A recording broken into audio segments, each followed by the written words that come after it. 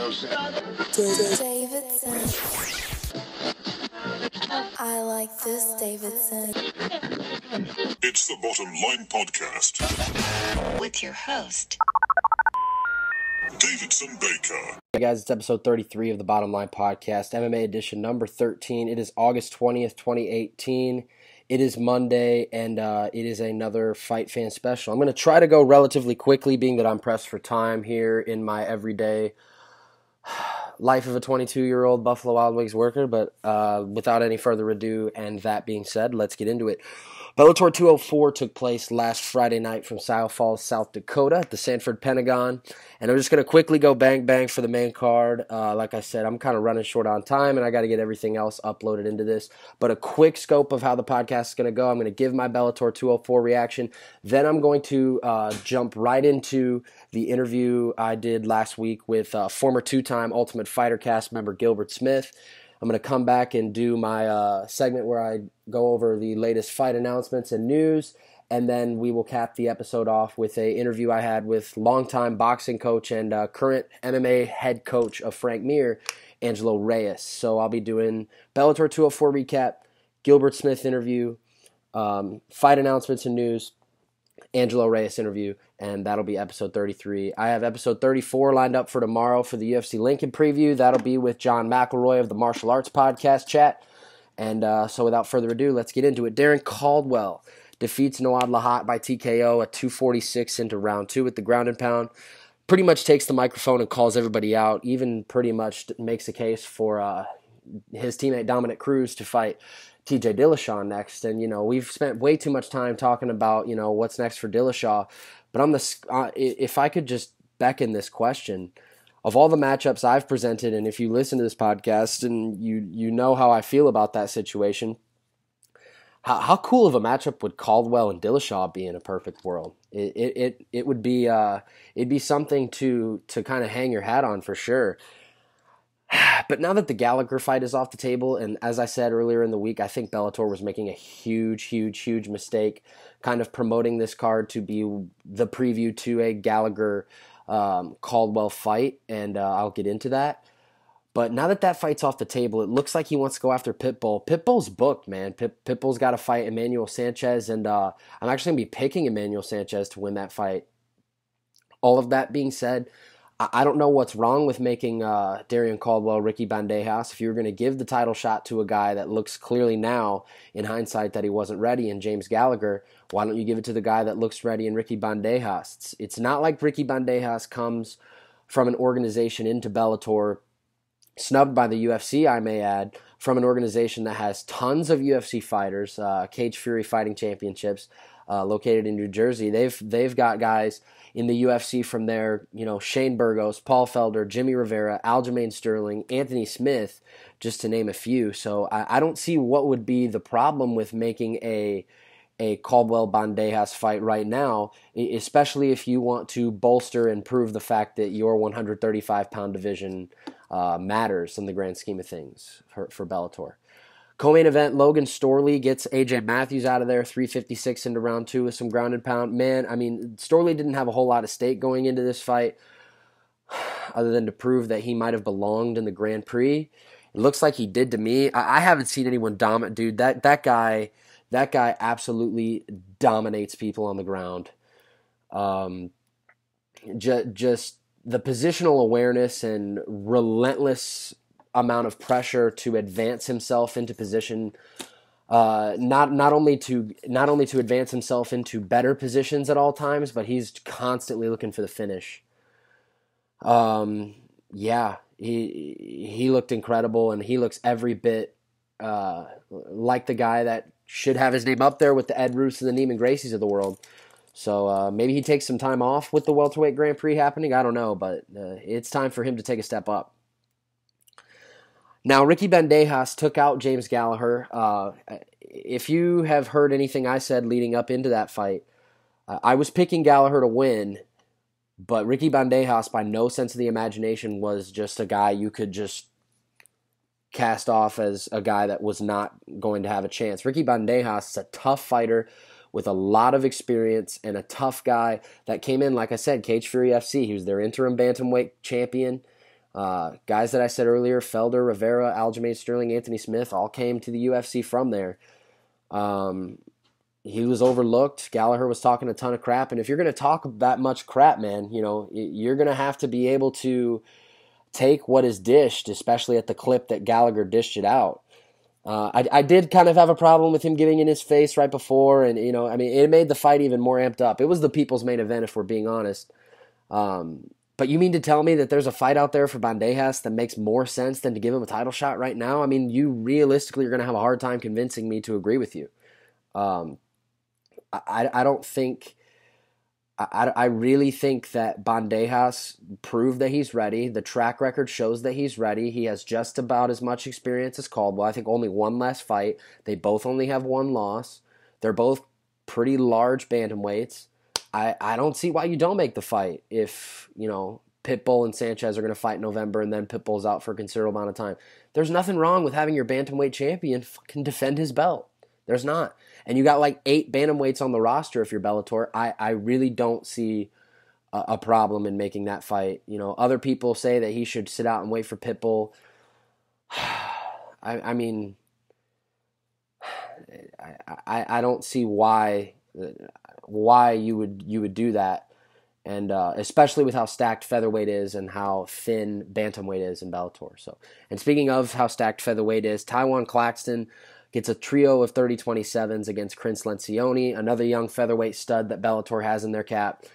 Claxton's going to be a top flight contender soon.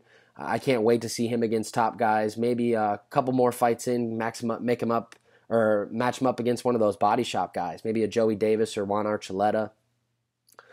Not Juan Archuleta, maybe a Joey Davis or potentially an AJ McKee. Maybe McKee is a little too much of a step, but I mean, Taiwan Claxton and Joey Davis is a hell of an up-and-comer fight for a couple of guys that both look ready. So, all right, and with that, I am going to turn it over now to my interview with Gilbert Smith. My interview with Gilbert Smith kind of ranged on the topic of his 2 stints in the Ultimate Fighter House, and also touched a little bit on what, you know, he really sees as the future landscape for not only his potential maybe future, because he is retired at the moment, but you know, we talked a lot about what's really meant important to him over his life. And, you know, the guy has 3 collegiate degrees. I mean, really, really impressive and really intelligent guy. I mean, if I would have never known who Gilbert Smith was in my life going into it, I know for a fact the biggest takeaway I would have had coming out of that interview is I talked to an incredibly intelligent individual. And without further ado, here's my interview with 2-time Ultimate Fighter, castmate and retired MMA veteran Gilbert Smith. All right, guys. What's up, guys? I'm Davidson Baker, staff writer over at the MMATakeover.com. Another interview coming at you today. Pleased to be joined by former RFA welterweight champion, 2-time Ultimate Fighter cast member. He fought in Bellator, fought in the LFA. Much more than just a fighter in his own right, though. My man, Gilbert Smith has joined me today. Gilbert, tell everybody how you doing today, man. What's up? Oh, man, I'm doing good, man. Another beautiful Colorado day, so I'm pretty excited, and yeah. What's the weather looking like in Colorado, man? It's kind of gloomy over here in Ohio, like it always is. Oh yeah, well right now it's about 93 degrees. Ooh. It's not a cloud in the sky, so it's a beautiful day. Awesome, man. I got a lot of questions regarding your fight career, but if I could at least say the list of accolades and accomplishments that I believe you have achieved, you know, from being an Army veteran, and correct me if I'm wrong, I saw on the Facebook profile working on the Masters, got the Masters. What? No, man, I knocked out 2 master's degrees. That's incredibly impressive. Yeah, I have my bachelor's in exercise science, and I got my MBA and master's in business administration, and then I have a master's in project management. Man, I'm jealous because I don't even have my first diploma yet. Working on it, but I'm not there yet. And B, I mean, to have as many degrees as that is, I mean, it's really awesome. And then on top of that now, coaching MMA. Do you believe your greatest accomplishment so far in your life came inside of your career and inside of fighting, or would you say that it came outside of the sport? Definitely outside of the sport. I mean, my greatest accomplishment is my degrees. I mean, coming up from the way, in the environment that I came up, and to say that I went to college, I was the first person in my family to go to college, and I'm the first person in my family to have such a high level of college education. Although sometimes I don't act like it, but we all kind of do. That's something that I'm really, really proud of, and something I really convey to even my kids. Past my fight career, or anything I've done in business or the military, or just going to school, because school is one of those things like it's long and tedious. It's not one day, a month, a year. I mean, I've been going to school. When I first joined the Army, they gave me money for school since 2000. Wow, okay. My first college course was in 2000, and then I didn't finish school altogether. I think I finished out my second master's in 2016. Man. So it was a constant grind. One class here, one class there, two class here, three class there. It was just a constant grind. I've been fortunate enough to have the Army pay for the majority of it. Yeah. And Dude, that's an incredible accomplishment. One of the biggest people I look up to in my life happens to be my mother, and she has her doctorate degree, and I don't know how long that took her. But given all of that, I mean, before I get into the fighting stuff, I guess my last question about it is, how adversely, or on the flip side, how much to your benefit was, because obviously it seems like you prioritize being a student, and obviously it is important. Did that affect you at all throughout your fighting career? And if it did, in a good or bad manner? No, I don't think it affected me either way. The only thing it did is it gave me a second option. In the fight game, man, one loss, two losses, and you're done. And the problem I always had is that I started fighting late in life. Like, I didn't have my first amateur fight. Listen, I didn't have my first amateur fight until I was 27 years old. Man, okay. So I had to do a lot in a short amount of time, and nothing was ever guaranteed. You can train as hard as you want, but one kick, one punch, one takedown, one submission, and your night is over. Right. And then what do you got? Oh, yeah.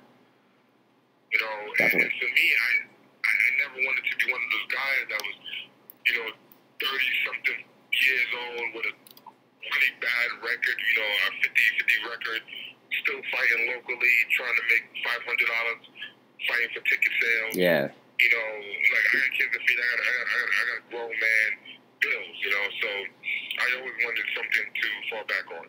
Awesome, man. Awesome. So now that we want to talk a little bit about your career, and specifically more so on the Ultimate Fighter side of things, I ask everybody that I talk to that's been on the Ultimate Fighter, the first thing I ask them always is just being in the house, man, and you did it twice. So, I mean, a lot of people don't like the isolation. Some people say they thrive in it. You get all types of different personalities that have these different viewpoints, and you mash them all together. I guess two questions. One was, how difficult, or maybe not so difficult, was being in the house? And two, was it more or less difficult on one particular season? Yeah, well, I mean, so the first season was just a little bit out of my control. The first season, I don't really have much of a say-so. I can tell you the truth, I guess both seasons I didn't have much of a say-so. It just happened that, I was a little bit more prepared for the second season than the first season. But, I mean, I loved it, man. I truly loved it. It was tough at times. Yeah. It was lonely at times. Obviously things didn't go exactly the way I wanted them to go. Mm-hmm. But, I cherish those moments. would say is that, for me, especially the first season, I went from fighting locally in Colorado Springs. I'm talking about this small organization called No Mercy. Yeah. Probably have like 1,000 people per show. Mm-hmm. To fighting, in front of Dana White. It was literally fighting middle school to the pros. Go. Oh yeah. And I didn't have the learning curve or the experience of maturity to deal with the situation the best way that I could have. So I feel like the first season was for pure gut, and I did my best, and things didn't pan out. But when it came around to the second season, I was way more mature and ready and prepared to give a better performance. Awesome, man. And I want to touch kind of individually on both of them, starting with season 17, where you were a part of Team Jones. Obviously, with John Jones being one of the biggest icons in the sport, and him having the kind of issues that he's had outside of the cage, and knowing what you might have come to learn about him being around him all the time on the show, my question to you is this. Do you believe that the John Jones that you were around at the time of the show is the real person that he actually is, or? I mean, back then John Jones was obviously a lot younger, but he was a wild dude, man. Like he would come in, a little tipsy. He was living the Vegas life. He was a champion, and he had everything going for him. And, right. And yeah, I definitely believe that things that he got himself into, it was bound to happen. I remember there were times on the show that he would, like I say, come in drunk or be a little bit late, or sometimes he didn't even show up. So like, gotcha. He's a great talent, and he was super young, and I think because of that, he ran into some issues. Yeah. Some of it was his fault, some of it wasn't his fault, but even the stuff that wasn't his fault, like he took a tainted, dick pill. Like you in your mid-20s, why do you need a dick pill? Right, bro. Come on, man. That's a little weird. And even if you needed it or you want a little extra fun because you want to party with 10 girls, because you had to go get the road thing, the Cialis, you got all the money in the world. Why are you taking some D-level off the street corner, supplement when you can go get the real deal? You got the money, you got the know-how. Right. That's crazy to me. Yeah, man. So,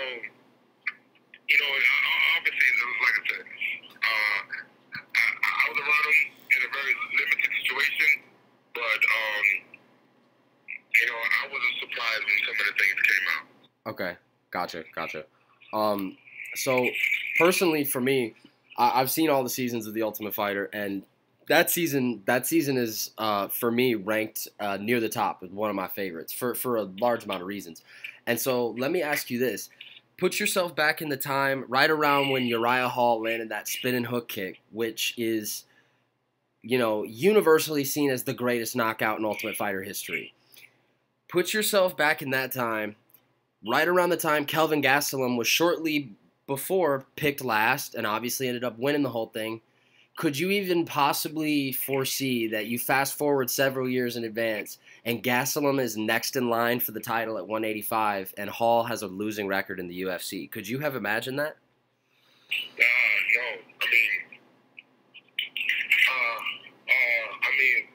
Coming off the show, obviously, Uriah Hall was supposed to be, the next big thing. And, yeah. And don't get me wrong, he had his moments of greatness. Absolutely. But, obviously, he couldn't keep up that level of consistency. And, who's to say why? People initially were saying that he was too much of a nice guy. He didn't have that killer instinct, like the way he had it on the show. And then at the tail end, it was like he was living the Vegas life. I've been around him a little bit. Seems like a really cool guy. Yeah, he's a really cool dude. So I can't really speak upon why things didn't pan out, but also, man, it's a fight game. Oh yeah. And any given Sunday, it could be your day. The understand him or that made him as good as he is was just he was just a fighter. Yeah. Like if you think about it, obviously he got some wrestling on him, so he got some good boxing, but he was never like super great at anything. But he was super great at performing and fighting. So you put him in a fight, you're gonna have to put him out, and he's not easy to put out. And he finds a way to grind you down, and then you find a win. So you have one guy who's super talented, all the physical attributes you could give a man, like long arms, super fast, athletic. And then you have one guy who's just a grinder. He bite down on his mouthpiece and swing and wrestle and grind. At the end of the day, the grinder is gonna surpass the super talented guy, unless the super talented guy learns how to grind. Yeah, that's a viewpoint that I personally haven't looked at it as too, but I think that's right on point. My last question about that season, and then I'll move on to the second one. I love Chael Sonnen. Personally, I'm a big Chael fan. What was it like being around him all around that time? Chael is a very controversial person, man. So what was it like being around him for so long? Well, I actually didn't get a lot of interaction with him on the show. Mm-hmm. I got to know him more after the show because I went out to Oregon and trained with him. Oh, okay, cool. But watching the show in the limited time I was around him, because initially I didn't like him. Right. I wasn't a Chael fan because I'm a big Anderson Silva fan. Oh yeah, okay. And all the crap that he talked about Anderson Silva, and then Nagura is one of my heroes. Oh, gotcha. Yeah. So he was talking. He said, Silva getting a black belt from the Nagura is like getting a toy. In a Happy Meal, yeah. Yeah, for the Happy Meal. And I was like, oh man, that's super disrespectful. Yeah. That's against a legend. But man, being on the show, you realize that a lot of his stuff is a shit. It's a show. He talks crap, but he's a really good guy. He's a good motivator. Yeah. He's a good coach. Mm-hmm. And obviously he's a good fighter. So I got nothing but good things to say about him personally. After meeting him. Yeah. Awesome. So let's fast forward to when you were on the house the second time, and obviously the theme kind of for season 25 was, it was named Redemption for the guys and there were guys literally all the way back from season 2. I mean, Joe Stevenson and, you had Julian Lane, Let Me Bang Bro, all these guys coming back in the house. What was your reaction when you got the call to come back? Okay, well, first and foremost, this is a little bit of a story. Yeah. So, bear with me.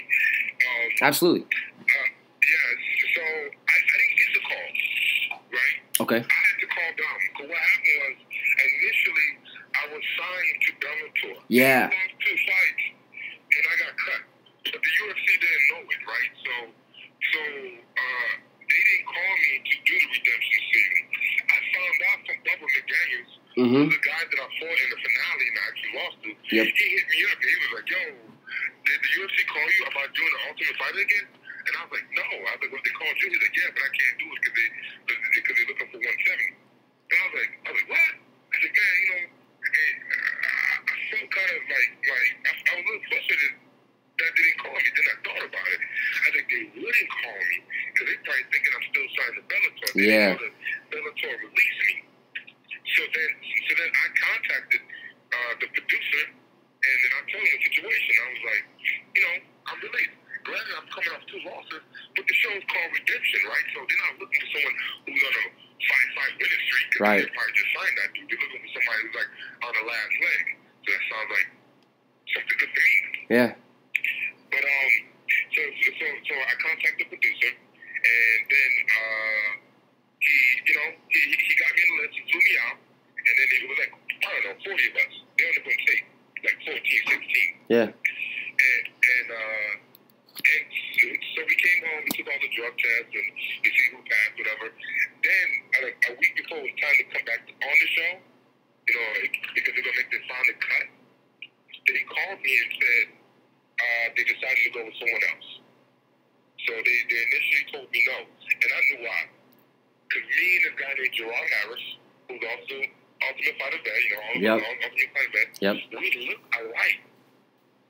We look so much alike that when we was there doing the drug testing, the producers came, this one female producer came up to me and was like, "Hey, Gerard, I need you to do such and such." And I looked at her and I was like, "Wow." What?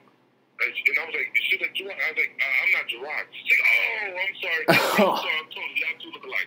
So I knew they wasn't going to pick ball for us, right? Right. And they ended up picking him because he had a better record. He did more than UFC, which is understandable. But then what happened was, after they called me and said no, 2 days later, they called me and said, "Hey, man, you still want that slot?" I was like, "Yeah, what happened?" They're like, "Well, there was an injury." Come to find out, Gerard blew out his Achilles. Oh, man. Talking about luck. That's crazy. Yeah. Now, do you think that you might have been the first guy on their list? Man, but what I'm stuck on is that you guys looked so much alike. I wonder if that really played it. Like, yeah, I mean that makes sense. Yeah, I mean for a viewer, because we both, you know, about the same height, black guys. We got a goatee. We wear glasses. We actually have a little similar facial features. So for a viewer, it'd be like, you know, to be a little bit confusing and just not super compelling to have them there. And then we both have the same, very similar styles to a fight, you know, wrestler, boxer. So it's like, it's not super compelling. You want to have a variety of people. Yeah, makes sense. Makes sense. That's a crazy story, though. I had no idea. Yeah, and me and Gerard, we mad cool because like we joke around about how much we look like. And you know, Gerard actually showed a picture of his son, of me, and his son thought it was him. That's how much, you know, people thought we looked alike. That's funny, man. That's funny. Yeah, I mean, I haven't seen. I don't personally, even off the top of my head. I mean, I don't even. I'd have to go back and look at a picture and really be like, oh wow, yeah, he's right. Yeah. So obviously, you know, you retired inside the cage, you know, and everybody respected you so much to you know, kind of join you in there and let you kind of say your piece after you lost to Diego Lima. Now, my question to you was, when you took the opportunity, you know, after the story that you just told me, did you go into it kind of like, hey, if I don't make it to the finale, I'm going to hang it up? Or was that kind of like something that you learned closer to the day of the fight? Yeah, well, here's the thing. Yes, I did this. I did go into the show knowing it was going to be my last shot. Because before I went on the show, I talked to RFA, or at the time LFA. Yep. About doing my last retirement fight in Colorado. Yeah. Right? Yeah. And I had an opponent. I had everything locked in. We was going to do a big thing. They was going to do a special on me on Active TV, and you know, it's going to be my last already, and then the ultimate fight opportunity came about. So I was already in the retirement mode because I realized that, listen, I fought in the UFC, got cut. I fought in Bellator, got cut. You know what I'm saying? Like, I'm 36 years old. Right. Well, I was 35, going to be 36. I'm like, is the UFC going to sign another 35, like a 35-year-old? You know what I mean? It took me like 10 fights to get signed to Bellator. Right. Okay? Yeah. So, how long is it going to take me to get re-signed to another big organization? Yeah, I was going to ask you about the LFA fight too. I was curious about that. That makes sense. So going into the Ultimate Fighter, I was thinking about retiring, right? I was like, you know, it was a good show because it was going to pay us. You know, it was going to pay us $10,000 per fight, and I have an opportunity to like go out with a bang on TV. Right. Yeah. And I mean, you know, that's something that the LFA, if I was the LFA, you know, would be a no-brainer. I mean, you not only held the belt in the RFA, you know, you defended it a couple times. Yeah. So yeah, I mean, that answers my question on that front. But you know, a couple other questions I have about that season of Tough is, you know, obviously there was a lot of what's the word I'm trying to look for here. There was a lot of intensity and bitterness between coaches T.J. Dillashaw and Cody Garbrandt for the long list of history that we've all heard and seen. Obviously, you were on Team Dillashaw, and now that not only their initial fight, but the rematch just having happened last week, did those two fights kind of go the way that you expected them to? Honestly, man, I didn't know what to expect. Yeah. At least the first fight. The second fight, I thought TJ was going to win. Yep, me too. The first fight, I felt like TJ was going to win because he was just way more well-rounded. I feel like Cody is just a boxer. He got a good right hand, but he never showed offensive wrestling, maybe defensive wrestling, but he never showed that he's going to take you down and submit you, take you down and ground and pound you. I haven't seen that. So, and I feel like TJ can take the fight any place he wanted to take it. On the feet, and he had more strikes. He had a striking variety that Cody didn't have, with kicks and stuff, and changing up the stance, and moving in and out the angles. So I believe that TJ was going to win. But once again, it's a fight game, so you never know how things are going to play out. Of course. Second fight, I was like, I knew TJ was going to win. And also, I kind of felt like the problem with Cody is it's not just his style of fighting, because obviously his style of fighting has made him very successful, but it's his ability to adapt, and try different things. And I have never seen him, he stick to his bread and butter, and he doesn't adapt and try different things. And I was like, this may hurt him against somebody who's so tricky, like TJ. Oh, yeah, I agree. I actually picked the same exact way, really. I didn't really know going into the first one, and I had TJ in the second. Couple of last questions for me, one about Tough, and then one about your career as a whole, and then if you're cool with it, I kind of want to get some picks on some big upcoming welterweight fights. So my last question about Tough, I had to go out there and ask something about Ramsey Ninja, man. Yeah, number one, is short and sweet. Did you guys ever ended up squashing it, or was it just too insignificant for? Yeah, we squashed it. Honestly, man, hindsight 2020. I really feel like I would have. As far as the show goes, I really feel like I should have pushed it a little bit harder. Okay. What did I have to lose, right? Right. Yeah. The problem with the show is that, people that's crazy get the most views and get called back. People want to see you fight. Either lose, they want to see you lose, or see you win, or whatever. Yep. If you're super quiet on the show, you're forgotten. Like, seriously, people are like, were you on that season? So when me and Ramsey got into it, and then he kind of frustrated me a little bit. Yeah. Because even some of the guys on the side was telling me that it was like, yo, you should amp it up a little bit. And I was like, yeah, I should, huh?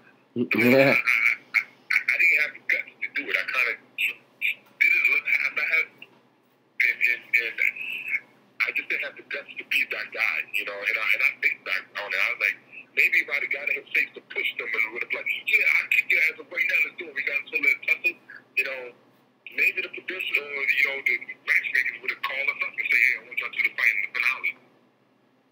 Yeah. Obviously they didn't call me to fight in the finale, so what do I have to lose? Right.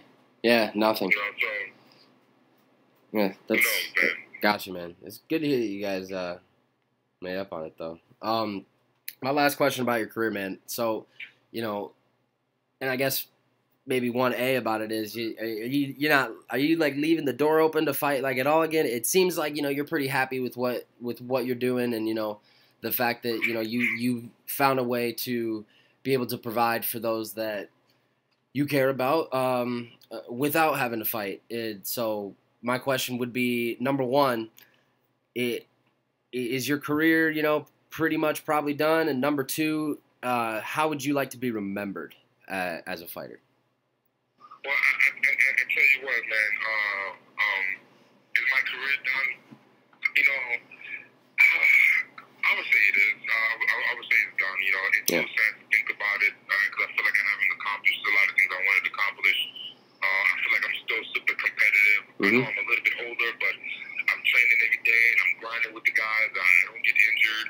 I never had a major injury. I could go for rounds. I got the cardio and the conditioning and even the mental fortitude. And I think I even got the skill set. I just don't think I have the opportunity.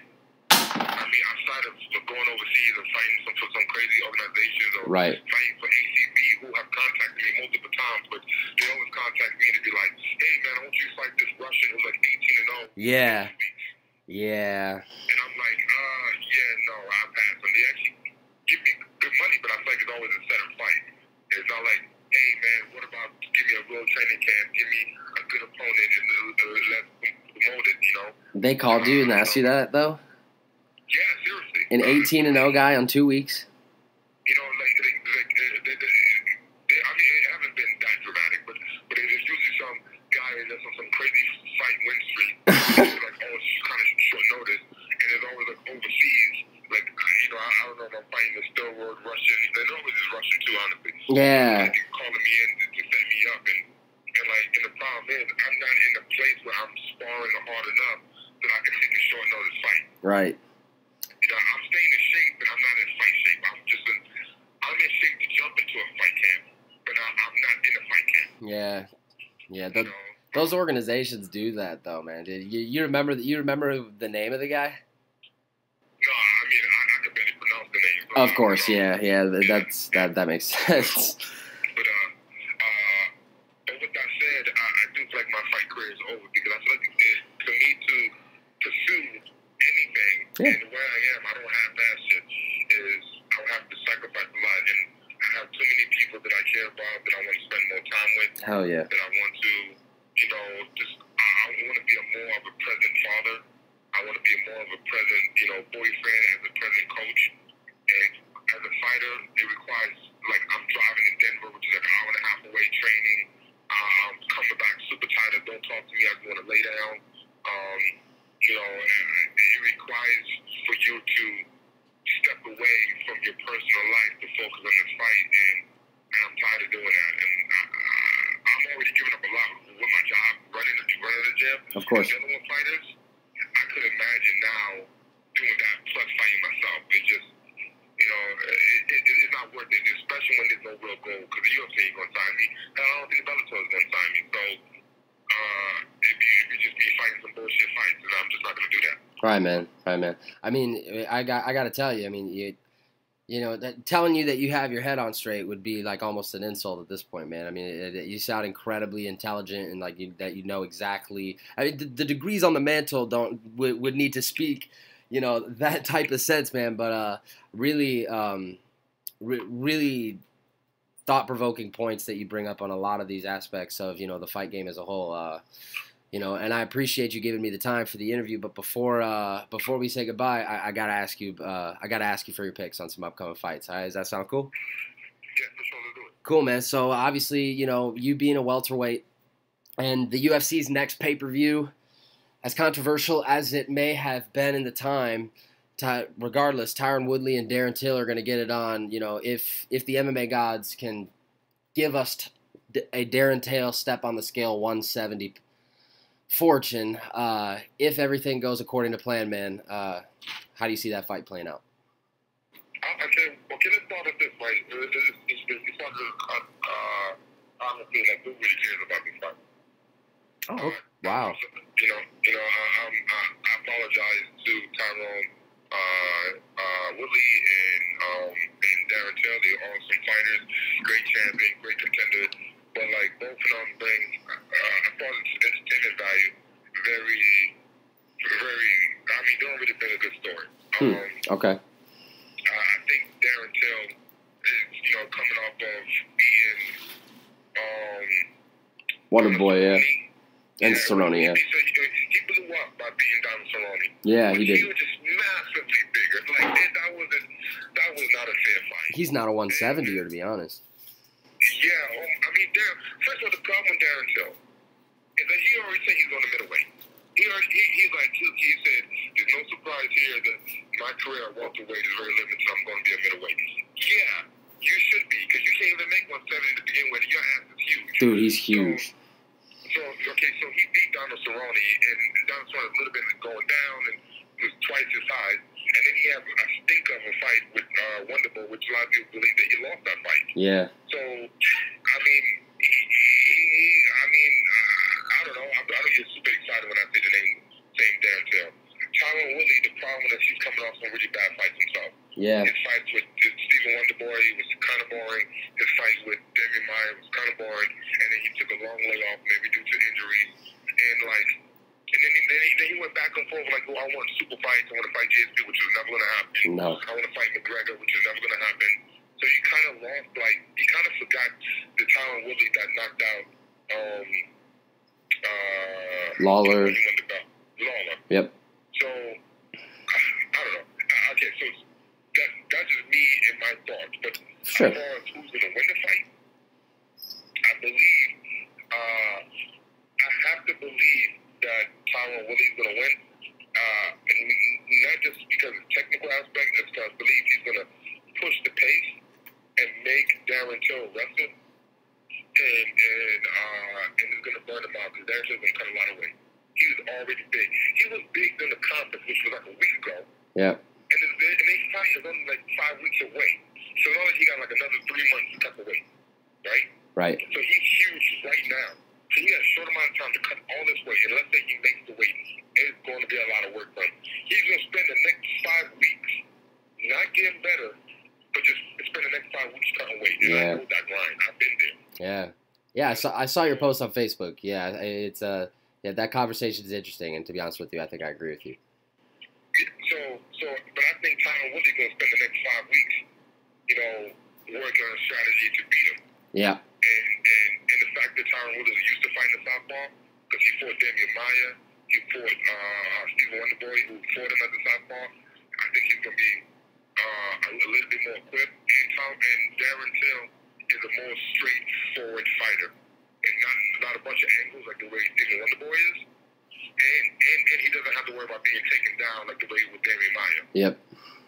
So only thing Tyron Woodley has to worry about is his straight left hand and his lead hook. He doesn't. Darren Till is not a big kicker, and he's not a takedown guy. And then elbows, maybe the back elbow, but his strikes are limited. They're strong and fast and accurate, but they're limited.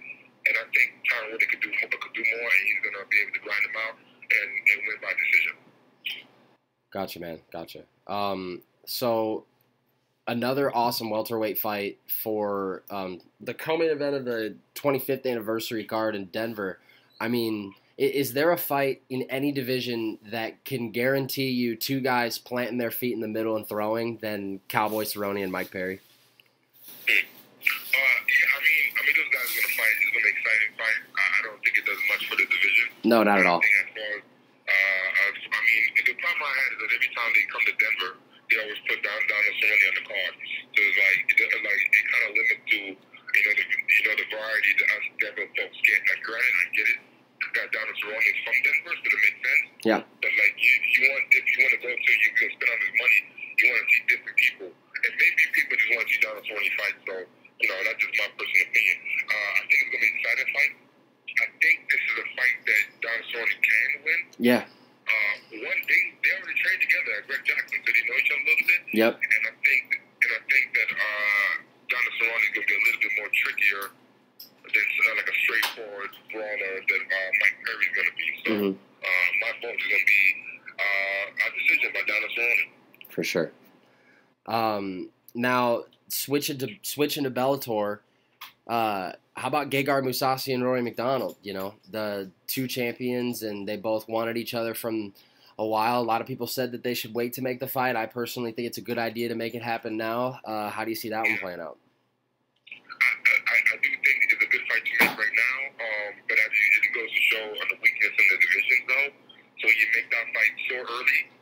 You make it because you have no really other options. Who else is Gegard Mousasi is going to fight? I guess you can fight Machida, but they're the fourth. But they want to build up Machida a little bit. Right. And Rory McDonald, he's looking for a big fight too. So it's a decent fight. I do have Gegard Mousasi winning. Once again, they both were well rounded. But I think Gegard Mousasi have a little bit more of a killer instinct. Sometimes Rory can be a little bit passive.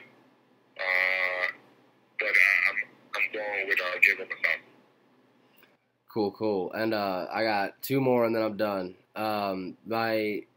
This one not particularly a fight, but have you seen the welterweight Grand Prix, the bracket that the Bellator put out?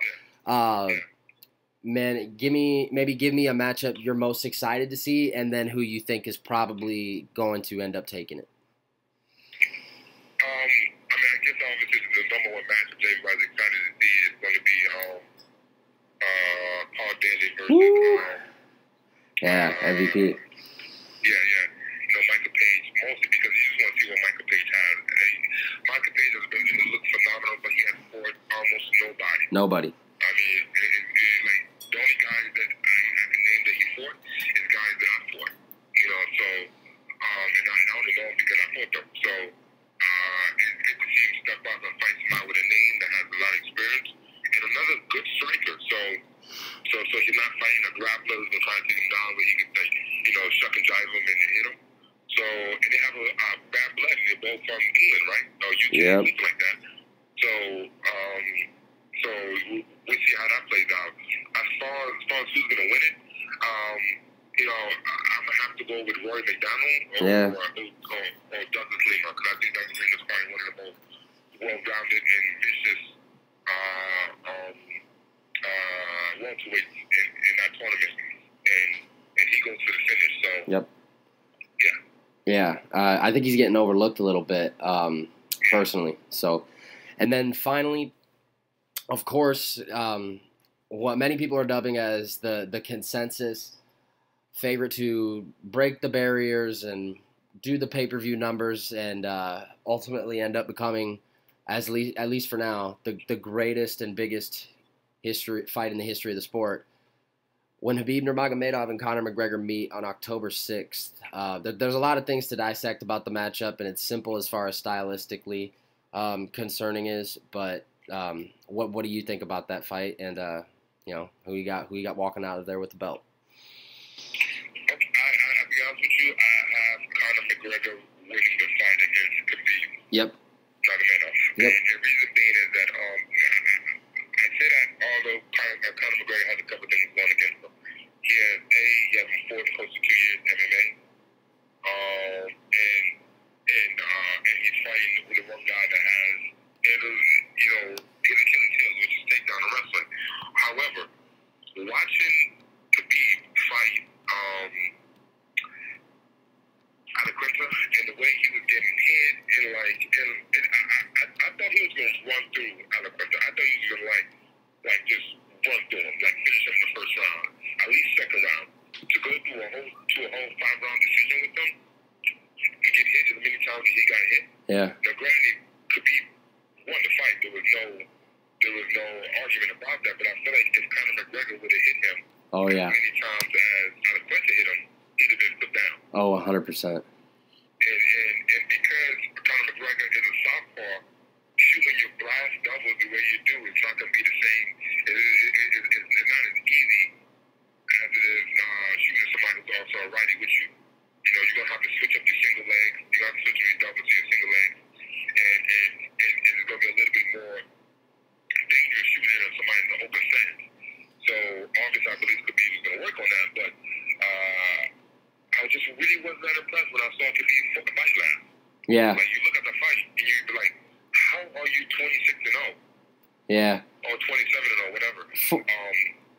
He took it on 2 days' notice. I mean, that's just about the only type of grace that I would give him. But I mean, I agree with you. But on the same token, Adequinta took it on 2 days' notice too. Yeah, true, very true. So you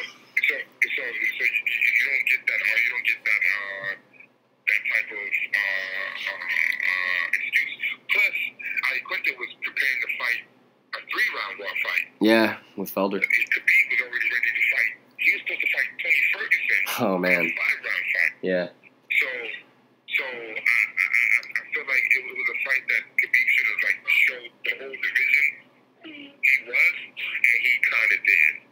And I felt like if you put someone with a higher skill set, with more power in his punches, with more trickery, like the way Conor McGregor is, you may not have won that fight. So it's gonna be interesting, but I'm actually going with a TKO for Conor McGregor. Awesome, man. Which is super rare, because I'm not even a big Conor McGregor fan. Awesome, man. Awesome. Well, hey, man. Thanks again for giving me the time. Ran a little longer than I would have liked, but I mean, obviously, you know, I learned a lot myself, and I think you had a lot of good points on a lot of things you said, and yeah, man. I appreciate the time. No problem, brother. Thank you for having me. So there was my interview with Gilbert Smith. Really, really, like I said, super smart guy, incredibly intelligent individual, someone I would love to talk to again in the future, and you know, really awesome to get his perspective on a lot of topics, and interesting to hear him say what he had to say about Till and Woodley. So it is now time for the week that was. Fight announcements ranging all the way from UFC 228 to UFC Fight Night 142. A very late-minute addition to UFC 228. Irene Aldana and Lucy Pudilova will scrap. That'll be on the Fight Pass prelims. More than a couple of changes to the UFC's debut in Moscow. Seems like we have a new change every time with that. I believe last week, or on my last edition of the new fight announcement portion or segment of my podcast, I did say that I had a hard time believing that they were going to find someone to fill in for Douglas Silva de Andrade against Petr Yan. As the days went by, I was starting to think I was going to be right. But it looks like I am wrong. Jin Soo-son, South Korea's Jin Soo-son, will take that fight on short notice and take on Petr Yan. Credit to him. Krzysztof Jotko is out of his fight with the debuting Adam Yandeev. Adam Yandeev instead will not debut at middleweight, but will go up to 205 pounds, where he's had most of his fights in his career, to take on the undefeated Jordan Johnson, a pair of 9-0 fighters there. A pair of really highly thought of prospects who are coming off of disappointing UFC debuts. Light heavyweights Magomed Ankalaev and Marcin Prachnio will square off at UFC Fight Night 136. And also, bit of sad news to come out of the MMA world today. Desmond Green involved in a car accident, and that left a couple of people, unfortunately and tragically, losing their lives. Green is said to be okay and in stable condition with a couple of minor injuries, obviously. However, it is very important to acknowledge, and for myself, including many others, extend my thoughts, prayers, and condolences out to the families involved. A terrible, terrible situation. However, obviously, his fight with Mairbek Taisumov is up in the air. Glover Teixeira is out of his main event in UFC Sao Paulo on September 22nd. In steps in middleweight Thiago Santos. Thiago Santos has been flirting with moving up to 205, and one of his former opponents, Anthony Smith, just did, and he beat Smith in February, and look where Smith is now. Probably not a bad idea for Santos, especially when you're getting your debut against a guy in the top 5.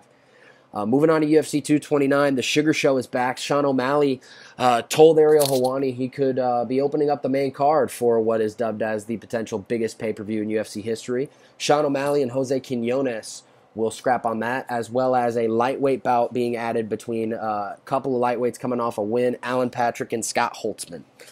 UFC fight, originally rumored to also be on tap for UFC 229, but for some reasons or their other, it has been moved to Moncton in UFC Fight Night 138. Zuba Tukugov and Artem Lobov. It's kind of a Khabib versus Conor situation.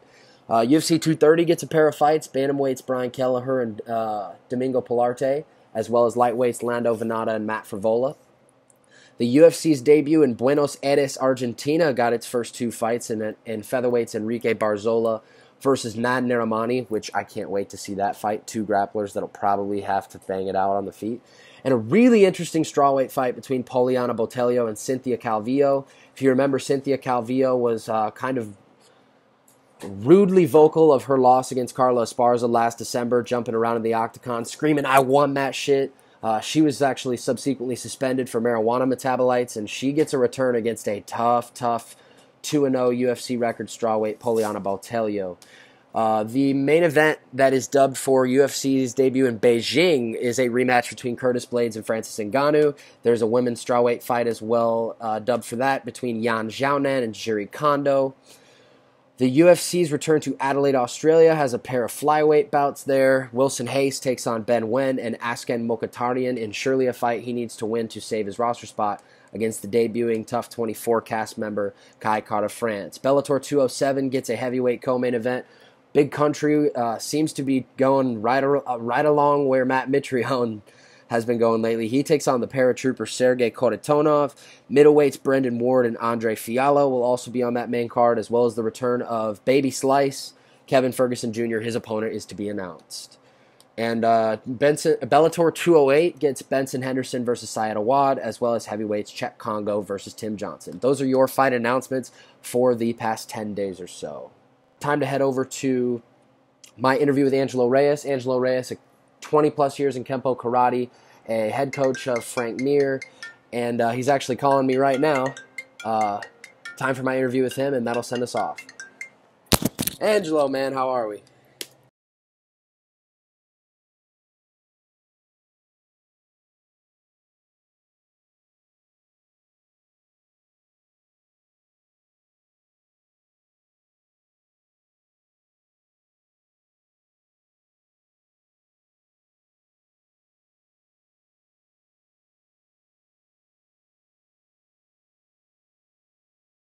What's going on, everybody? My name is Davidson Baker, staff writer at the MMATakeover.com, and I am pleased to be joined by a world-class fighting expert in his own right, boxing, Kempo Karate, even trained in the world of MMA, one of the brightest minds in coaching of fighters, respectively.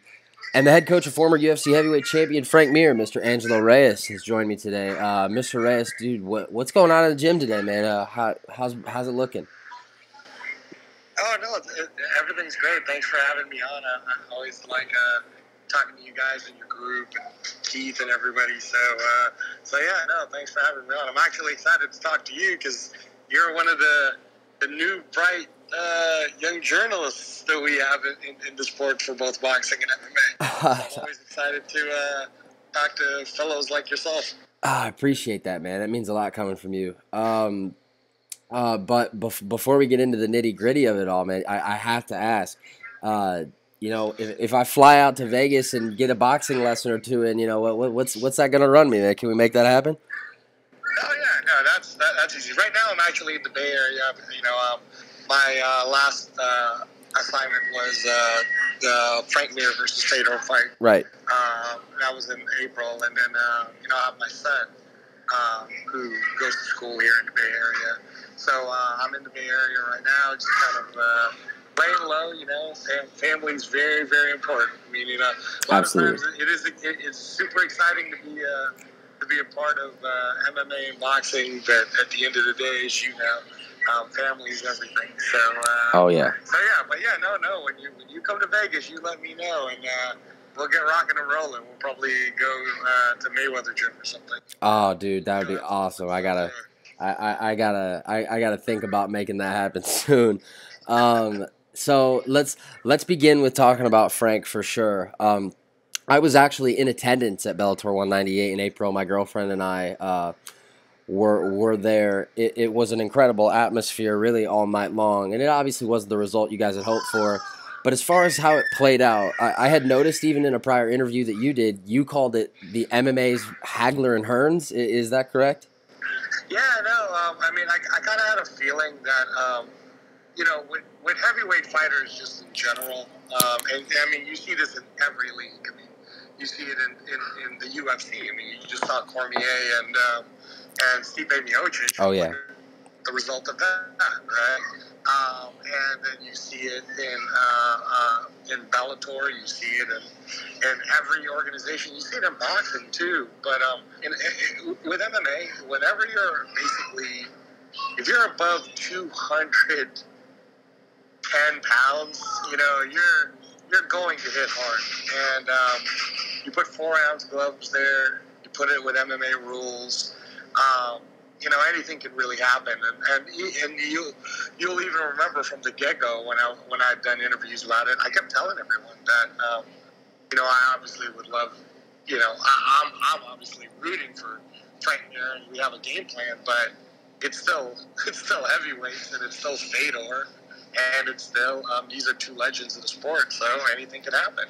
And I think that everybody, I know Scott was pretty happy with it. Yeah. And I think that you were there, so I think everybody. I mean, action wise, look, what would you rather see? Let's be honest. I mean, you had this Adonis-looking guy in Francis Ngannou fight an absolute beast in Derek Lewis, and how boring was that fight?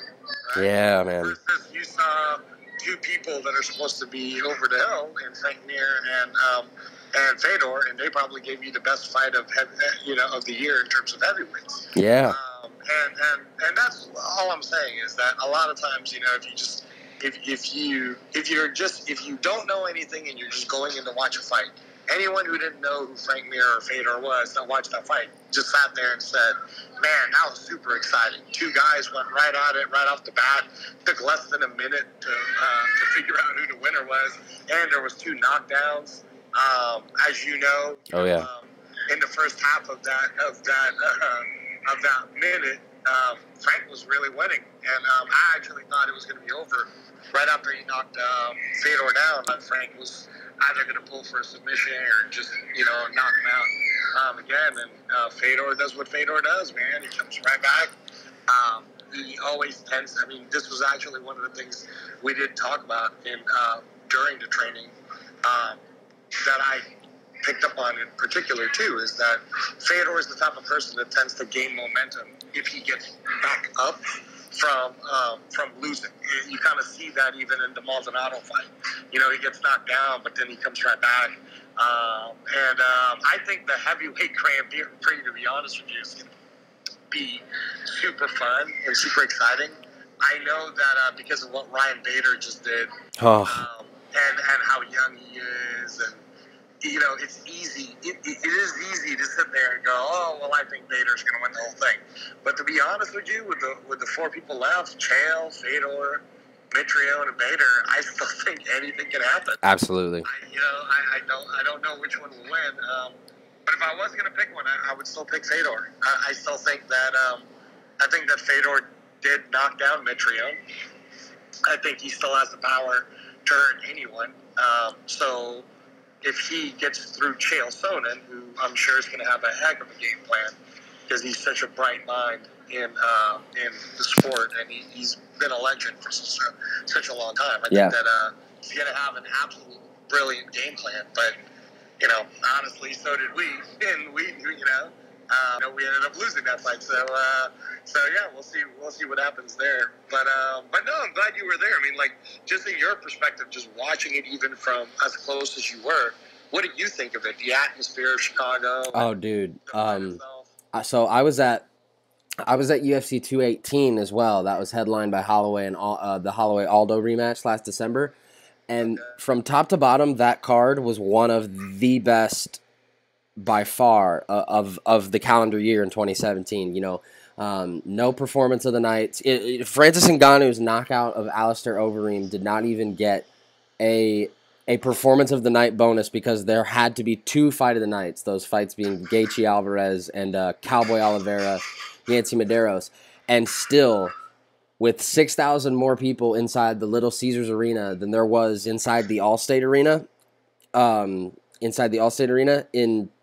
in Chicago, it was louder. It was louder in Chicago. The atmosphere was incredible. Yeah, I know. It was insane, man. I mean, the FBI was involved. Yeah. No. But I mean, Oh my God. Like Fedor is Fedor's Fedor, man. Right. He's such a legend, But yeah, no. It's and again, just to even experience it, right? Just to be a part of it in any way, if you're a fan, or if you're backstage, or if you're promoting the event. I'm such a big Bellator fan that they really do. I mean, you were there, like you said. They do such a great job of making fan-friendly events. And I really think what Scott Coker's doing now with the DAZN network, and then he's kind of teaming up with, Eddie Hearn a little bit. You're going to see some things that Bellator is going to do that's going to shake up a lot of different things in the combat sports world. So it's exciting times, man. Absolutely. I've been saying right around the time the Machida signing happened, and when the DAZN deal was kind of in the works, and the news of the welterweight Grand Prix kind of decided to come out. I've been saying the guys over at Bellator, they're not screwing around anymore.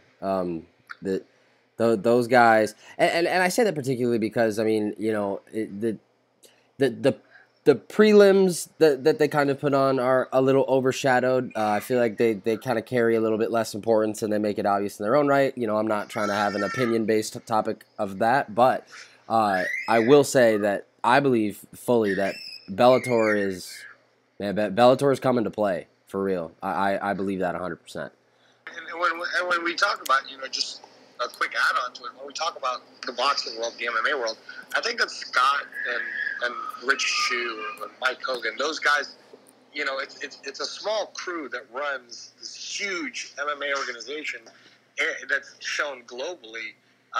They have a closer idea to a boxing format in the sense that they're not afraid to build stars, and then they're not afraid to, you know, in boxing, you build up these fighters, and then the fighters end up having all this leverage to be able to negotiate deals.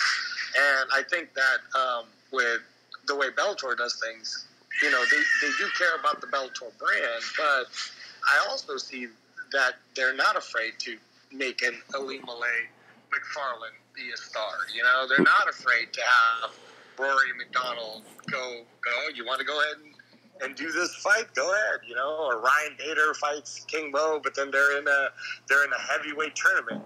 You know, like they're not afraid to make the individuals into a star, fully knowing that come negotiation times, I mean, who's to say what they're going to do, right? And I think that's closer to how boxing does things. Versus if you see, like the UFC's always been known, as you know, to be brand first over the fighters. It's almost like the brand comes first and the fighters come second. I would say I agree with that. And I think that, you know, it's funny, we kind of laugh about it because I'm from the Bay Area, but I think Bellator right now, Scott's going into, I think, his 5th year. I think they're kind of like Strike Force, you know, the Millennium Edition or something. It's like, it feels like Strike Force, but it's different. You know, they got Spike Force, man. Spike Force. Yeah, it's true. It's fun. Like before the Paramount Network thing came in, I called it Spike Force. That's funny. That's good, actually. That's good.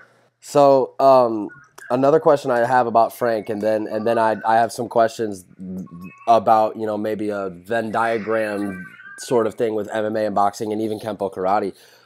But before I get into that, I gotta ask, you know, what's Frank been up to lately, man? I know he's got stuff going on, commentating with the ACB, and flirted with potentially maybe doing one fight there and then coming back to do one fight here. You know, you got any insider info on it for us? You know, what's going on with Frank? No, I mean, not much. The last time I saw Frank and his family was in about early July, like right before he went to the Bahamas, and you know, Frank's a family man. You know, he's all about the family. Absolutely. So yeah, no, I mean, that fight was a pretty big one for Frank himself. You know, the fatal fight, and a lot of us too. And you know, I kind of compared it to like the Lennox Lewis, Mike Tyson. You know, everybody always wanted it to happen way back when, and then it finally did happen. And then, you know, so now that it has happened, you know, I mean, it was definitely a big climb up if you followed it from January when he started training for it all the way up to that fight. It was such a big climb up that you know, I think right now he's really focused on family. Yeah. Of more course. than everything else. Absolutely. But, I mean, as you know, that's what I'm doing. Oh, yeah. It's about family. So, family first, man. So, nothing much there. All right. So, moving into the conversation about MMA and boxing, a fight that I wanted to ask you about particularly, being that you have the kempo karate background that you do carry, remind us How many years is it that you train Kempo Karate? 20 plus, right? I actually ran, some of the very best dojos up here in the Bay for Kempo Karate, and I started it when I was a child. I actually got a chance to start teaching Kempo Karate when I was already in my freshman year of high school. I've been doing it for years, man. I'm old, I'm not like super old, but I'm old. I have over 25 years of experience in actually running dojos and teaching Kempo Karate. So, and then as you know, like karate's huge right now. Yeah, it is. There's that new league. I think it's Karate Combat. You took a question I was going to ask you. Have you seen that? Have you seen that yet? Oh, dude, I love it. It's crazy. I love it. I've always been. I mean, it's hard because if I talk about karate, then everybody's going to say, "Well, of course you're biased, man.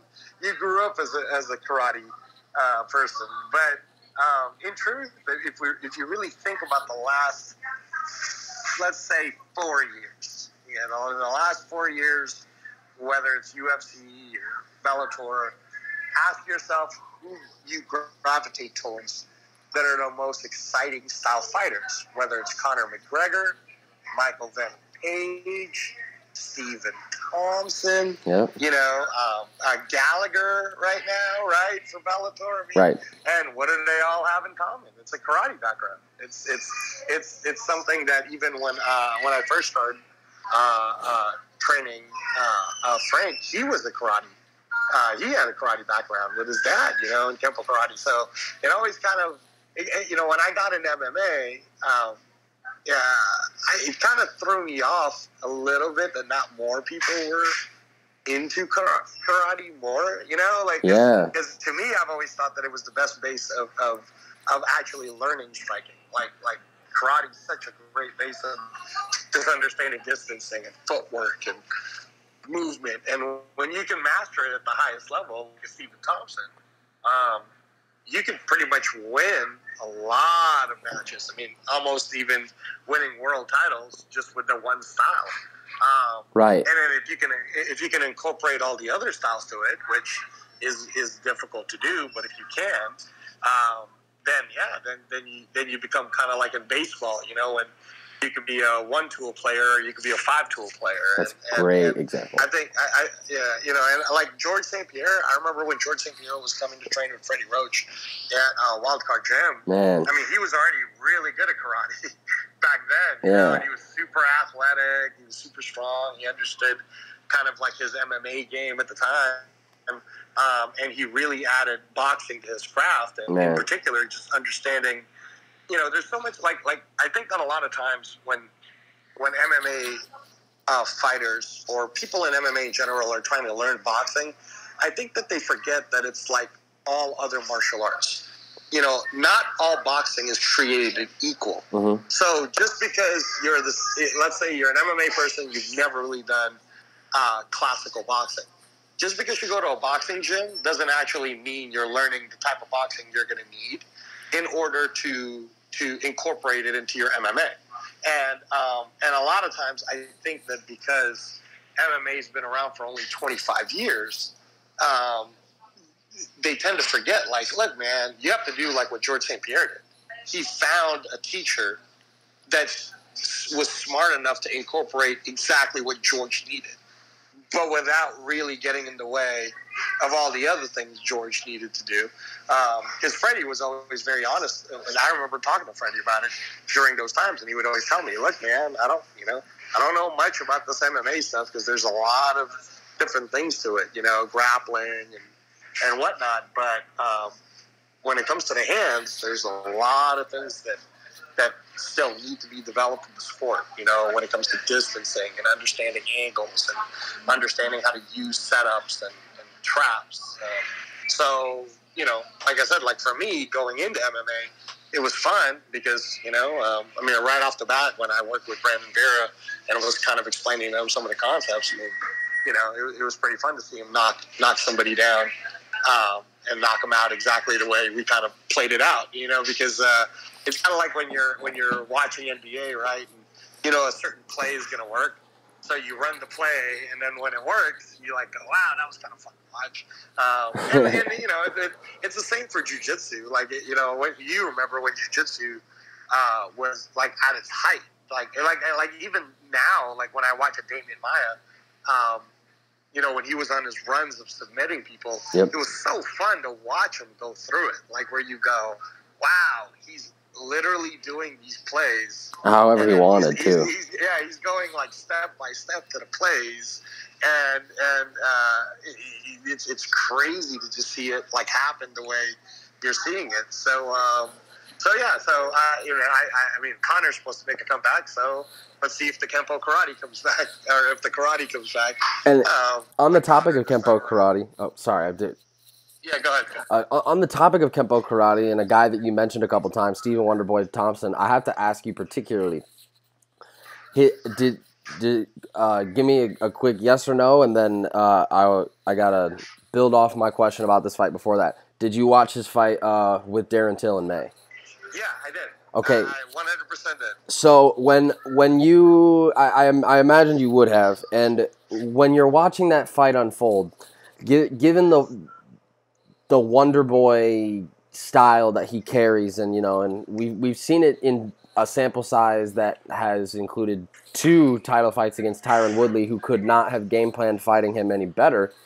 All of that being said, I thought Darren Till had a good game plan for him too, and it kind of, when you have 2 guys that are so dangerous on the feet, it kind of didn't turn into a staring contest per se, but it turned into a very carefully a very careful, articulate chess match between the 2.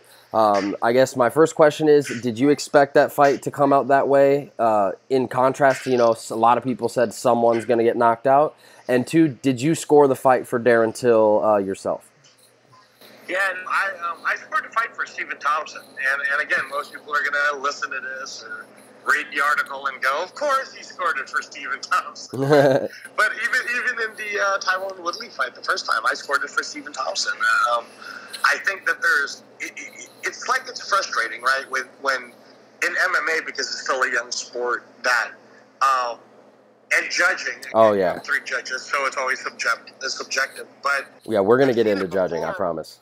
I've seen it before where a great jiu-jitsu player is on their back, and when I'm watching it, and I'm not a jiu-jitsu master in any degree at all. I mean, like I would consider myself a super novice, but I do know the difference between someone who is controlling a scenario and not, especially when it comes to fighting. And a lot of times, I feel like when a jiu-jitsu player that's really good is on their back and they're actually controlling the scenario, they're not being given the points or the benefit of the doubt that they actually know what they're doing, and they're not really getting hurt. One of the best people I've seen on their back and uses striking well off of it too is someone like Anderson Silva, right? He'll kind of move around while he's on his back on the mat. And I feel like the reason why I bring that up is I feel like with karate, it's the same exact thing. I think that Stephen Thompson gets bum decisions a lot of times because judges don't really understand what he's actually doing or how effective a kick that he just threw really is in terms of causing damage, even though it might have looked like the opponent blocked the kick. Because if you're playing karate with someone else, you kind of understand, like, man, blocking sucks. You're taking that kick right into your arms. Yep. You might even break a wrist, or you might even break something. You break your arm because you're blocking it instead of understanding how to angle and step out of the way. So for me myself, again, I don't want to take anything away from Darren Till. He did what he had to do, but I think I scored it for Stephen Thompson myself. But having said that, I think what Darren Till is actually really good at, other than the fact that, of course, he's huge, man. I mean, he's massive. He's a massive welterweight. I mean, hopefully he can make weight for his next fight with Tyron Woodley. We're all praying for it. Yeah, he didn't make weight for the Stephen Thompson fight, but But in terms of skill set, I think Darren Till is actually really good with his hands. He understands how to use distancing with it. Maybe it's just UK style boxing that he practices around a lot. But he understands how to even close the gap with his hands. So, it being in the UK and, the fight kind of being tactical. I mean, I could, again, I believe me, man, I've seen decision. I was at the Canelo Triple G fight where I thought Triple G won, and then they said what they said. Shout out Adelaide Bird on that. I was at the Mayweather Canelo fight when one of the judges had it as a draw, and I was like, "What the hell were they watching?" I was watching a clinic. We're gonna get into judging for sure here in a second. Yeah. So, but yeah, no. Kempo karate style wise, it's definitely something that when done.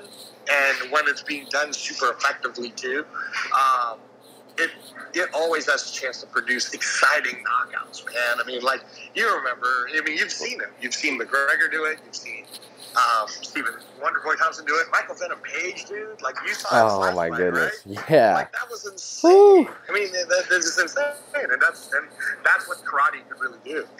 That's like the excitement of what karate brings. Yeah. And.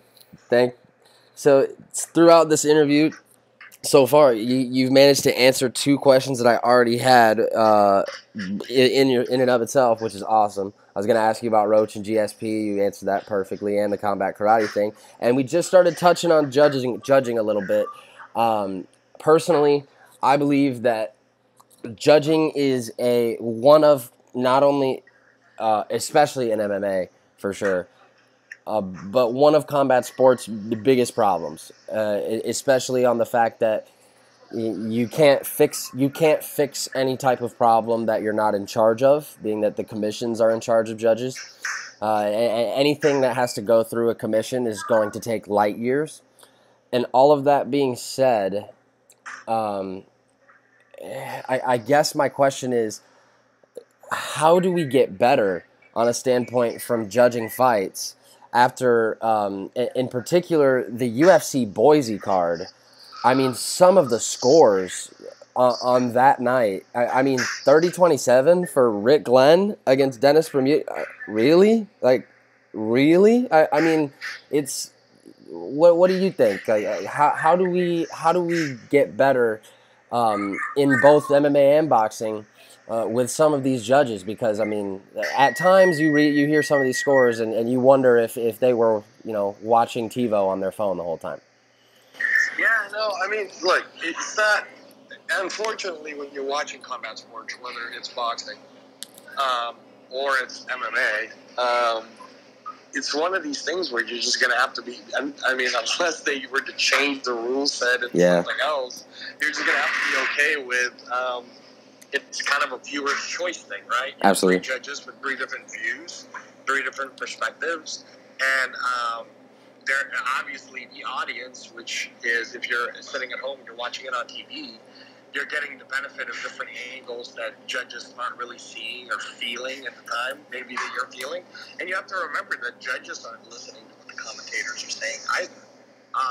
Sometimes the commentators could be swaying one way when really the judges are thinking about it another way. A crowd being swayed one way too. Yeah, exactly. So, I mean, I think that more, like, if it goes to decision, I mean, I've always said to any fighter I've worked with, I said, look, man, if it goes to decision, like, just anything can happen. Yeah. I'd like to be able to tell you that, yeah, you dominated it, but I've seen it before where you're in a fighter's corner, they're not even hurt, there's no marks on them really at all, and they dominated the fight, and then you lose anyways via split decision. And then, the whole robbery thing comes out. I think that one thing that can definitely be done for the audience, for the people. Do you want to spend a lot of my tax money on these proposals that you and Bernie and others have? Medicare for all, college like tuition. What the NBA does, just have a better understanding of what judges are actually looking for. I know that there's some in boxing.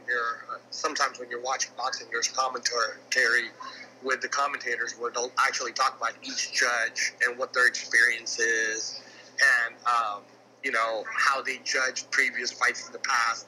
So I think if MMA did that, that could be, I mean, I know it would add extra time to the telecast, but it could be fun, it could be fun that if you're watching Darren Till versus Tyrone Woodley, and then the commentators sit there and say, now the three judges for this fight is so-and-so, so-and-so, and so-and-so. Here are their notable fights. Here's who they, watched. And then that way, if it ends up going the direction that you didn't agree with as an audience, you can sit there and go, well, I knew that was going to happen because that one judge, blah, blah, blah, blah. Right? Right, yeah. Versus right now, you just kind of throw your hands in the air. I think where it's sad is, unlike in boxing, you're guaranteed the money that you already agreed to. Versus in MMA, when you get robbed or whatever, like you don't get the win based on the viewership perspective because of how the pay structure works. I think that hurts the fighters. So if there was a way to maybe even put that in the rule books, I think that would be better for fighters in general, where they say, hey, if this goes to decision and it ends up being a split or it ends up being very close, we're still going to give you your win bonus anyways. I think that would actually make fighters fight even harder. So those are ways to improve the sport. Some of the very best judges might actually be some of the retired fighters. Yeah, absolutely. I agree 100%. I don't know if any of them would ever want to get into it. No, money's not there. It would be great. Like, you could totally see it being regulated. If you saw some of the brighter minds sitting there actually judging it, and you fully knowing, like, look, man, I'm not going to question that person too much because he actually fought X amount of times, and he was in this fight, he was in that fight. So, but if it keeps going the way it's going, I think it's only time. I think that the quickest thing to make it better, again, is to just make it more audience-friendly, where they understand, okay, those are the three judges that are there. Here's what we might be seeing tonight, Yeah, gotcha, man. Really good insight there. My last question before I'm gonna give you the opportunity to maybe do some rapid fire predictions for some big upcoming fights. Anthony Joshua, and this is not an MMA question, but given your boxing background, I gotta ask, man. Anthony Joshua and Deontay Wilder's potential heavyweight unification fight, if we are ever gonna see it, man. While I don't want to take the credit away from a guy like Alexander Povetkin because he's a very dangerous challenger for Anthony Joshua, but I mean, like, come on, like the fight to make. It's time to make Joshua Wilder. Joshua signed a 2-fight deal to fight at Wembley for the Povetkin fight and the one after that. You've got to imagine he's got that date circled with Wilder in mind. Do you think they could possibly get it done? I think it's definitely possible, but, look, man, I was just talking, I was just on a podcast talking about the same exact thing. I was on it with Ray Flores, who's the voice of PBC, and we were talking to Ryan Sprague, and he was asking us the same question, and I was sitting there, and I kind of let them know we've already seen this happen before. Yeah. Where a fight that should happen because everybody wants to see it doesn't necessarily happen till later. And I can see that with the Joshua Wilder fight. I can see one of two things happen. Either, let's say Povetkin Joshua happens, Joshua wins, and then I believe Deontay Wilder is fighting. I'm missing the name now, but I know it's either, from what I understand, it's either going to be a Dominic. I think it's like Brazil. Dominic Brazil. That's what it is. It's Dominic Brazil. Tyson Fury's been flapping his gums saying that fight is. I don't think that's going to happen. Yeah, you don't. Think Tyson Fury's going to happen. I think Dominic Brazil is very realistic because Al Heyman can make that happen. Yeah. And actually, that could be a pretty fun fight too. But let's say Deontay Wilder wins, he beats Dominic Brazil, and then Joshua wins and he beats Povetkin. It's time, man. I can see it either happening right away, or I could see the exact same thing happening that happened with Lennox Lewis and Mike Tyson, and I could see the exact same thing happening, kind of like what happened with Manny Pacquiao and Floyd Mayweather. I was assisting Freddie in a world title fight in Toronto in 2010, and I remember him fielding those questions. And at that time, 2010, he even said to the reporters, "Well, we might be fighting Mayweather next this winter." So this is 2010. And then he goes, "But I'm not sure. And, if it's not Floyd, we're definitely going to be fighting somebody." And then what do you end up seeing? You end up seeing that fight not materialize. A whole bunch of other events happen. And then when it finally did materialize, it was able to get 4.2 million pay-per-view buys at $100 a pop. Yep. So I'm always for the fighter making the most money. And to me, I think in my head, okay, in 2010, as fun of a fight as that would have been, would it have gotten 4.2 million pay-per-view buys? Yeah. And at that time, I don't think so. Right. Neither one was that popular yet. But it definitely wouldn't have gotten it at $100 a pop. So when it finally did happen, it was the right time. So kind of the same thing, right? When everybody was talking about Lennox Lewis and Mike Tyson, it happening earlier. In truth, as popular as Mike Tyson was, I don't think they would have made as much money as they eventually made when they had to do that whole double telecast with Showtime and HBO having to work together at a pay-per-view. You remember that's when they had all the police security and everybody in the ring itself, and how huge of an event Mike Tyson versus Lennox Lewis ended up becoming. So that's where I see Deontay Wilder versus Anthony Joshua.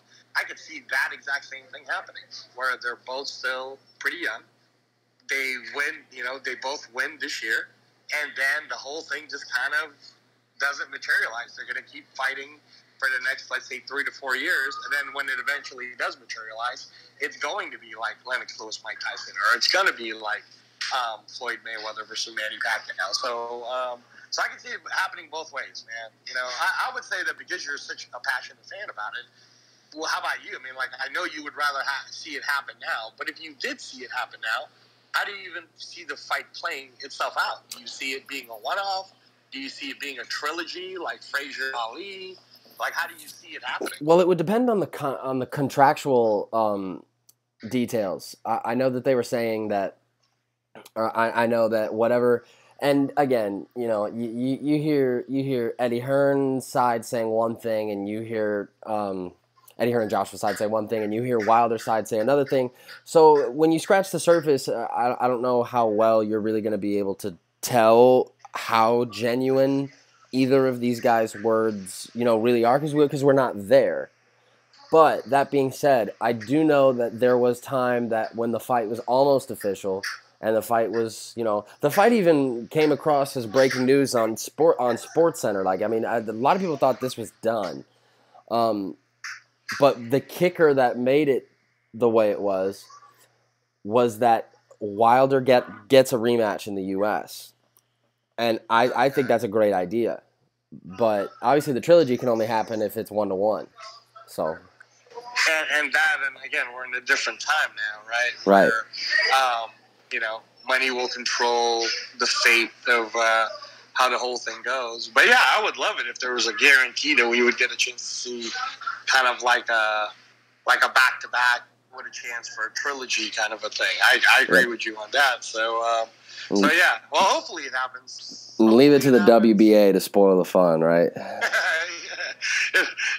There'll be a lot of people spoiling that fun. I'll tell you that. Yeah. But I will say this, just to defend both fighters, I don't think either one of them are trying to duck the other. Yeah, no, I don't either. I think that they both want to fight each other.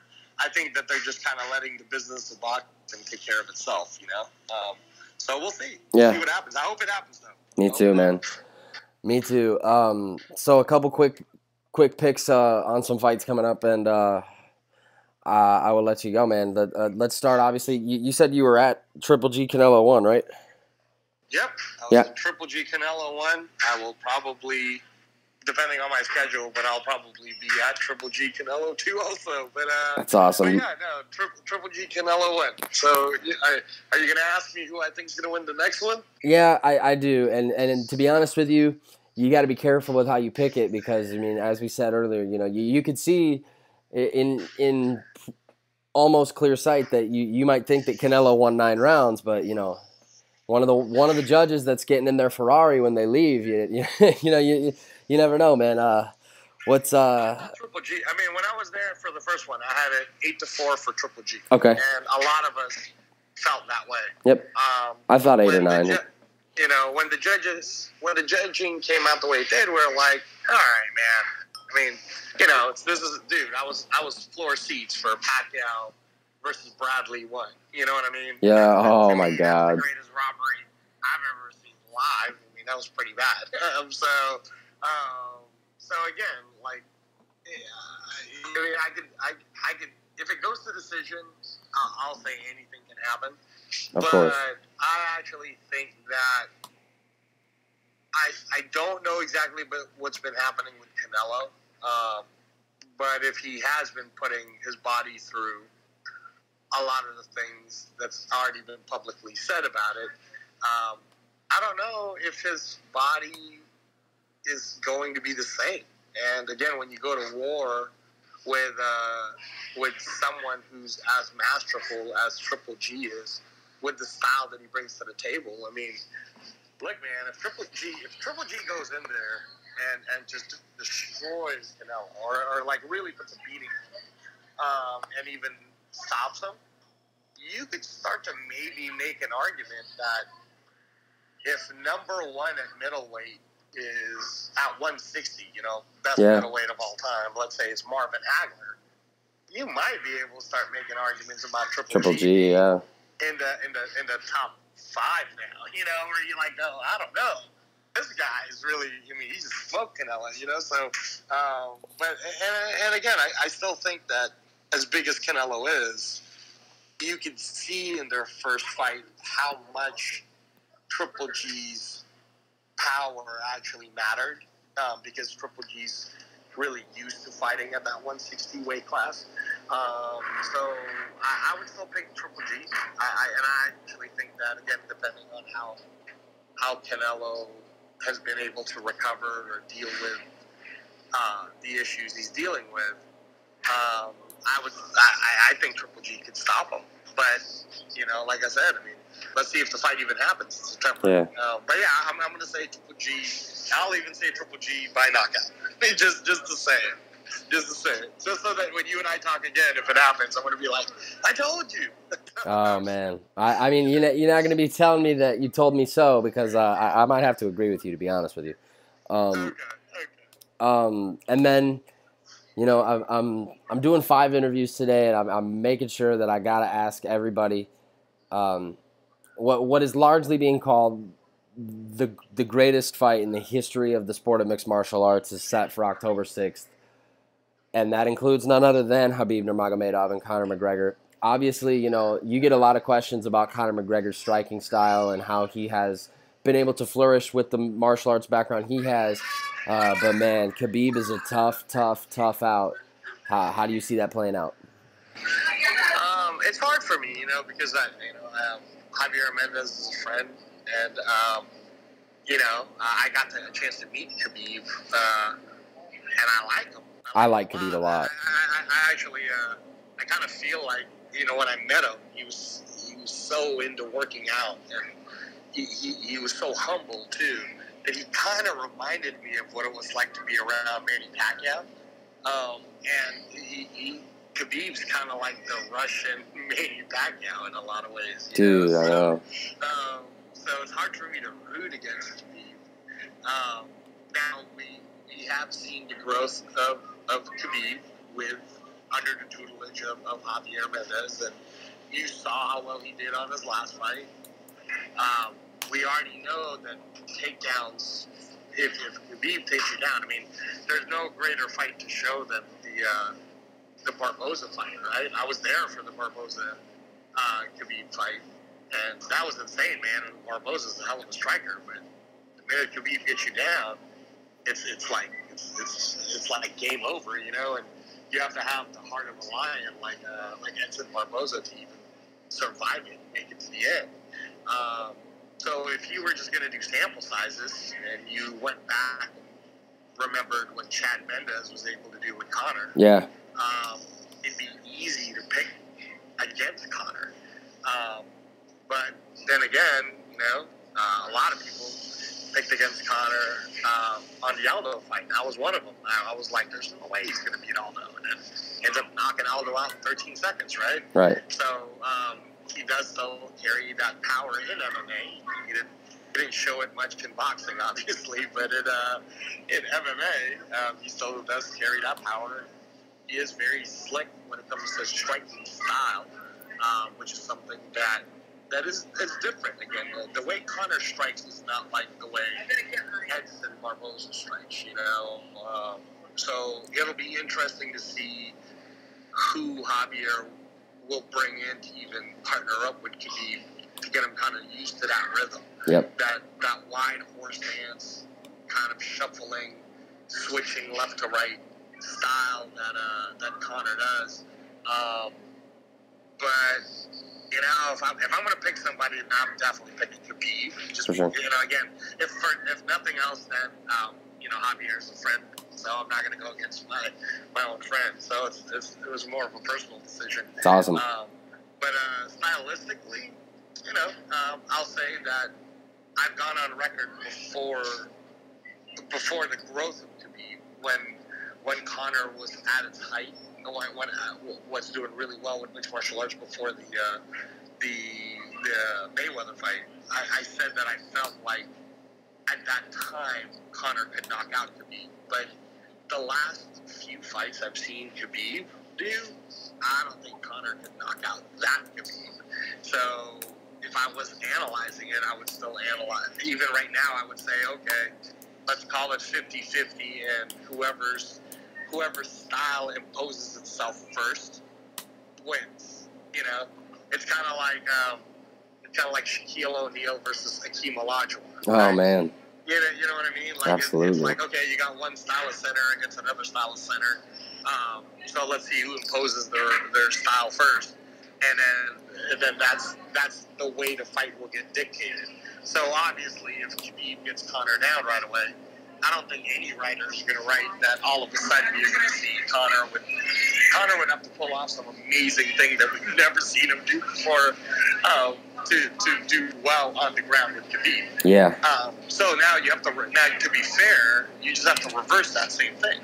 As good of a mixed martial artist Khabib is, we also know that we're not just going to throw Khabib in there with another karate person and another karate in that karate training.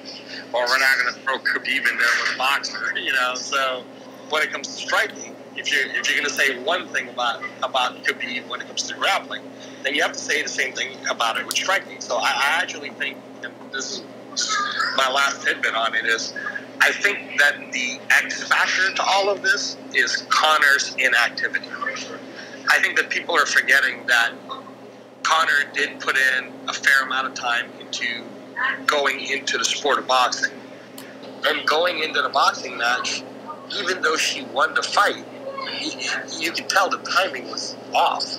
It was just, you know, the grappling kind of throws you off. Yeah, the fear of the like, takedown specifically. Yeah, it's like vice versa, right? You just get different timing. So I think that's the X factor. I think that if, you know, does Conor have enough time, or has he had enough time to really just practice mixed martial arts to the point where he can just jump in there and go right into the fire at the highest level with someone like Khabib?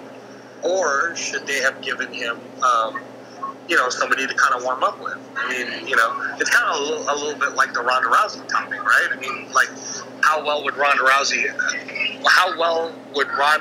have done if instead of fighting Amanda, you know, Leona right after Holly Holm, after a long layoff, if maybe she got to fight somebody who wasn't even been in the top 15?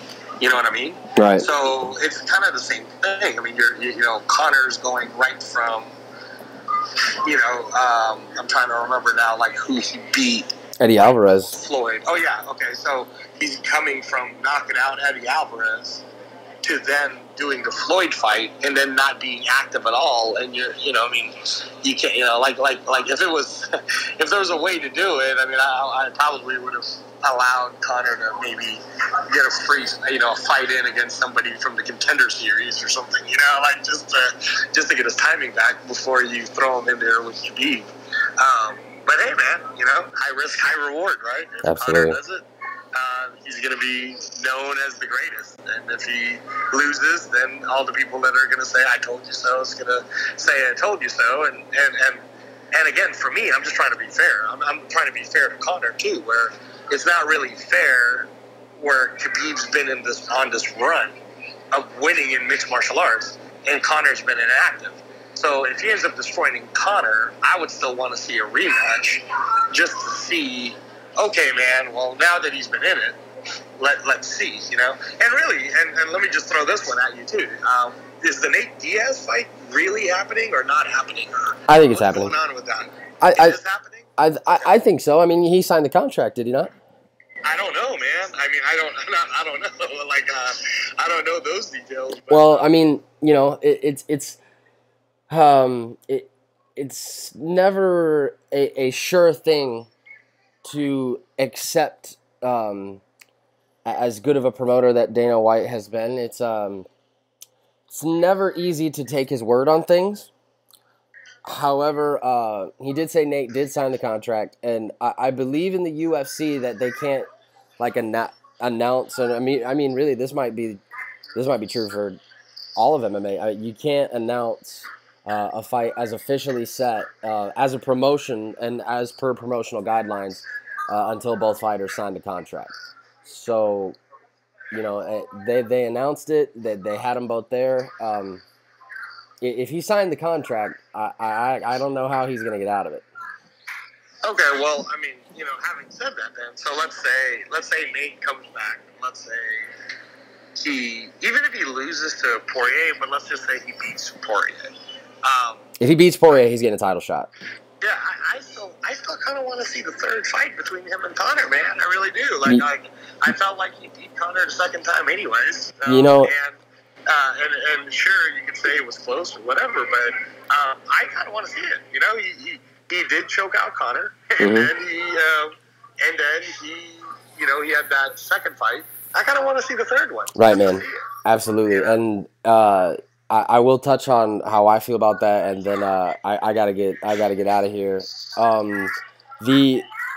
I think if when you look at the potential outcomes of both of those fights being so close together, and obviously, I mean, if you're the UFC, it's a no-brainer. You got to make the trilogy happen. Your first two fights are number 1 and 2. Actually, I think maybe 1 and 3. I think your boy Frank and Brock might have number 2, if not number 3, UFC 100. But anyway, they're two of the best pay-per-views of all time. Making a third fight is to me inevitable, but how they arrive to it will be the question. And I think they'll arrive to it if Conor wins and Nate wins. That could you imagine Conor McGregor versus Nate Diaz 3 for the lightweight championship? Could you imagine? That would be crazy. Insane. That would be insane. Now, to me, that would actually make a lot of money. Insane. That would be insane. That would be insane. Now, here's what I will ask you, and then I got somebody waiting on me. If Conor wins, the only scenario I see it not making sense is if Conor wins and Nate loses. If Conor wins the belt and Nate can't beat Poirier. I think Conor does one of 3 things. Conor defends the belt against the rightful number 1 contender. Yeah, right. Okay, we'll see about that. Number 2, Conor says, screw this belt. I'm bigger than this belt. I'll make more money without this belt, and fights Nate anyway.